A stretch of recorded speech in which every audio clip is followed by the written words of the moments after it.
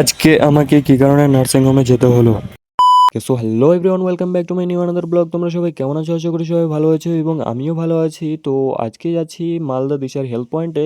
কেন যাচ্ছি সেটা জানতে হলে আমার পুরো ভিডিওটা দেখতে থাকো। এরপরে আমি গাড়িতে উঠে বসলাম এবং তারপরে আমরা রওনা দিলাম মালদার উদ্দেশ্যে এবং কিছুক্ষণ ট্রাভেল করার পরেই আমরা চলে আসলাম পাকুয়াতে। পাকুয়াতে এসে আমাদের প্রধান কাজটা ছিল হচ্ছে গাড়িতে পেট্রোল ভরে নেওয়া। তাই জন্য ইন্ডিয়ান অয়েল পেট্রোল পাম্পে ঢোকার পর আমরা গাড়িতে পেট্রোল ভরে নিলাম এবং পেট্রোল ভরে নেওয়ার পরেই আমরা যাত্রা শুরু করে দিলাম মালদা যাওয়ার উদ্দেশ্যে। তো গাইস, দেখতেই পাচ্ছ এই রাস্তাটার ভিউটা কত সুন্দর এবং রাস্তাটার ভিউটা দেখতে দেখতেই আমরা চলে আসলাম আইওতে এবং এটাই হচ্ছে সেই রেল ব্রিজ এবং রেল লাইন যেটা বাংলাদেশের সঙ্গে সরাসরি যুক্ত রয়েছে।